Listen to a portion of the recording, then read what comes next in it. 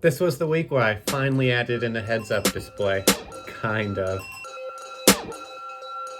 So one of my problems with a lot of modern first-person shooters is there's just too much stuff on the screen. Most of the games I think of do a decent job making the HUD look good and not too cluttered, but when there's just something going on in every corner of the screen, it's just hard to avoid. One strategy I really like is what Halo, Titanfall, and other futuristic shooters have done. They put the ammo in the gun usually below the sights. I think with a strategy like this, it is a good way to get rid of unnecessary HUD elements. With that in mind, I was thinking of how I could implement something like that on the two weapons I have right now, the blowgun and the potato shotgun. My mind was drawing an absolute blank. If I added a screen to the weapons, it wouldn't fit. If I added sights and added the ammo counter below it, the guns would look weird, also because they aren't the right kind of guns. I was struggling to think of a good way to implement this. I was FaceTiming my girlfriend one night, and she said do something like the Pip-Boy from Fallout. Now before I continue with this story, Alexa said I had to give her credit for that idea. She also isn't allowing me to take one of the amazing photos I take of her, so you're just gonna have to use your imagination for this part. Alright, back to the story. Alexa said to do something like the Pip-Boy. I love this idea and immediately thought of a survival watch. I googled what survival watches look like, and most of them were too busy to show important information easy. I also determined that a survival watch wouldn't fit my art style very well. It would end up having too many faces compared to everything else in the world. I went for a simpler style. I based the watch off of an Apple Watch, but I'm still gonna call it a survival watch. I quickly modeled it and imported it into Unreal. It looked good, but I still didn't have the ammo counter on it. I was going to have to put my blueprint coding hat on. I added in two text renders, one that just says the text ammo, and another one that will be connected to the ammo count of whichever weapon is the one you're holding. When I was making the weapon switching code, however long ago,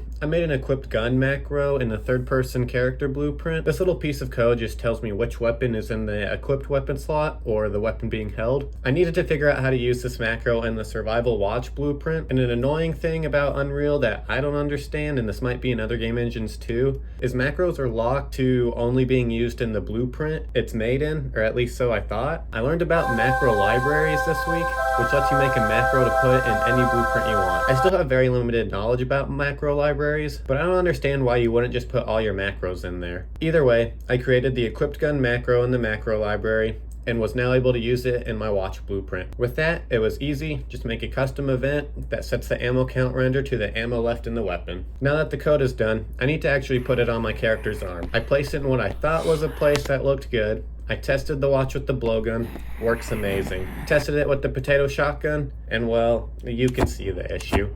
With this, I left the engine in play mode and readjusted the watch live, so there'd be no way I can mess it up. Finally, I have the watch in the perfect place. Luckily, Unreal Engine saves the position of objects while in play mode, unlike Unity. So now the basics of the survival watch are done, but this font is really boring. Even though it is based off an Apple Watch, I don't want it to look too fancy. I want a font like an alarm clock. I found the font and tried to replace the current font with the digital font. When I replaced it though, it would just disappear into thin air. Everything was going too well for me this week, so something as simple as changing the font had to stump me. Apparently, text renders use special fonts. Text renders are the Karens of Unreal Engine. Text renders think they're better than every other text type. I kid you not, I had to spend 2 hours resolving this issue. I don't understand it enough to explain it well, but I'm gonna try anyways. Text renders use a font distance field. Do I know what that is? Absolutely not. It just looks like the original font, but it's stoned and sees everything really blurry and faded. Then I had to copy material that can only be found in the engine code. Because a distance field by itself isn't good enough for text renders, they need to have a special material on top of the distance field too.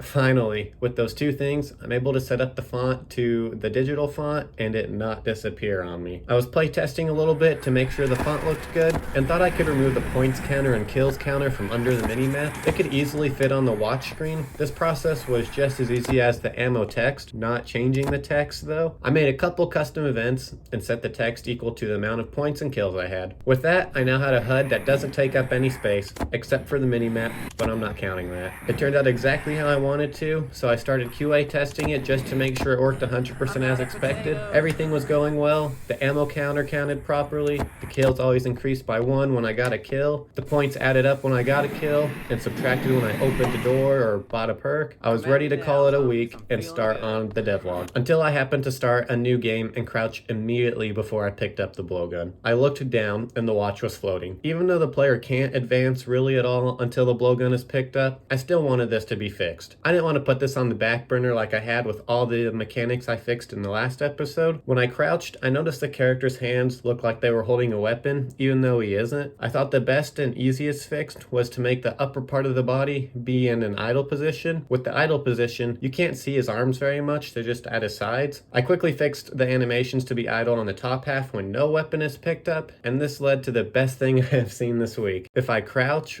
and walk with no weapons, then eject from the character, this is how he crouch walks with no weapons. Is there a difference between these two clips? Because I don't see a difference. While actually controlling the character though, my issue is fixed. He definitely still has a floating watch, but you can't see it, and because you only see the animation at the very beginning of each game, I don't think I need to fix it any further. While controlling the character, you also can't tell that he walks like a penguin. So now the HUD is fully implemented. I also fixed an important bug this week where if you press the big red button, it would cause the zombies to stop spawning a few rounds after. So if you ever got to press the big red button and the game felt like it broke, that won't happen anymore. That's what I was able to get done this week. There's a new build up on itch.io. The link is in the description as always. And stay tuned for the next episode. My goal is to add in 2 new weapons, but worst case I only add in 1 new weapon, which is still pretty cool. Alright, thanks for watching.